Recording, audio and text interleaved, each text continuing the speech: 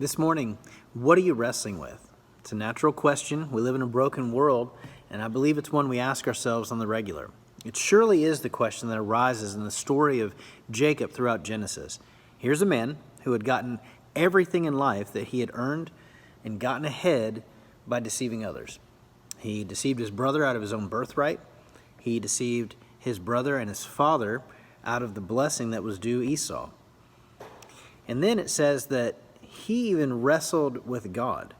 In Genesis 32, it says that he was left alone in a camp by himself, and then he wrestled with God till daybreak.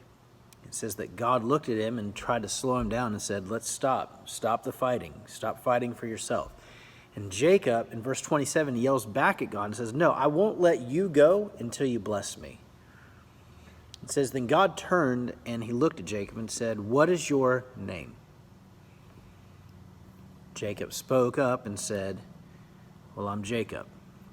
But I don't believe that altercation happened so peaceably as God said, what is your name, or what is your confession?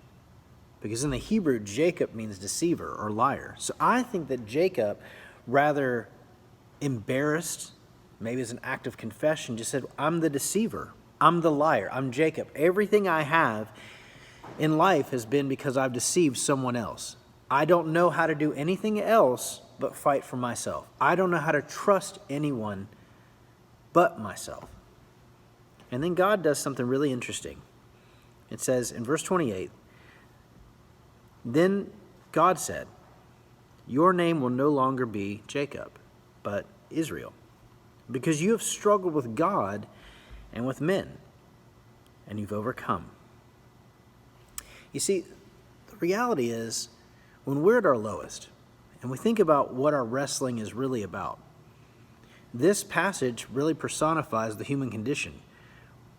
More times than not, we're not wrestling with anything other than discerning God's way or our own, God's agenda or our own. We're not really wrestling with anything more than trusting Him implicitly or trusting what we can manipulate by our own hand. And that's the story of Jacob. And even when we're at that place, even when we're at our lowest, at that stage, God is so loving and compassionate that it may mean that He has to slow us down. He may have to get our attention, but He has a plan and desire to show us that we are more than just what we manipulate. That He had an intention for Jacob from the beginning. He didn't want him to be named liar. He wanted to be known as son of God, as prince of God, Israel. And so today I want to encourage you.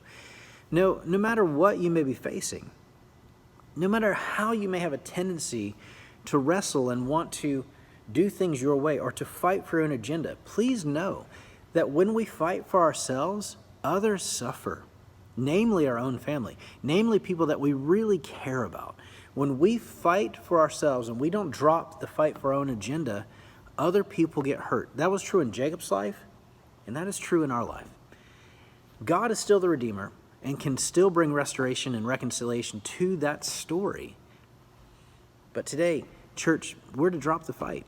We're to trust the Lord, and we're to allow Him to have His own way. This morning, I hope this serves solely to slow us down a little bit. In this story, it says that God had to break Jacob's hip. I hope that doesn't have to happen for you or myself, but that we'll listen. We'll be quick to listen to Him. We'll slow to speak and slow to manipulate or respond or deceive, and slow to fight for our own agenda so other people that we love don't get hurt, and we'll turn our hearts to Him. This week, we're going to turn our hearts to Him as a church. We're going to gather in Mt Juliet at 10 o'clock for worship. And we're going to gather at Two Rivers at 10:45 for worship. We're going to come around the scriptures. We're going to sing songs unto Him and encourage one another by spiritual song. We're going to lift up the name of Jesus as we turn to the one that really has an identity for us that goes beyond what, we know here on this earth. It goes beyond the brokenness of this place. It's something that He fashioned before this world was even born, before it even got here.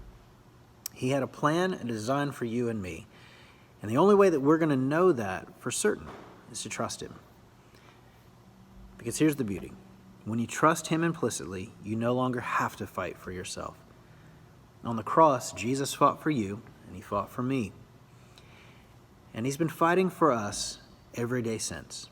If we will just turn, allow him to have his way, submit to his love and his life for us, and commit to his agenda over our own, we're going to experience life, and the people that are closest to us are going to experience blessing.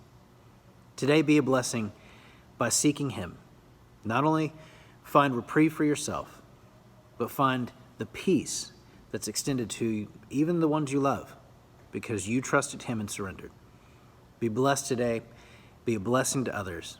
We'll see you Sunday, church. Have a great weekend. Love you.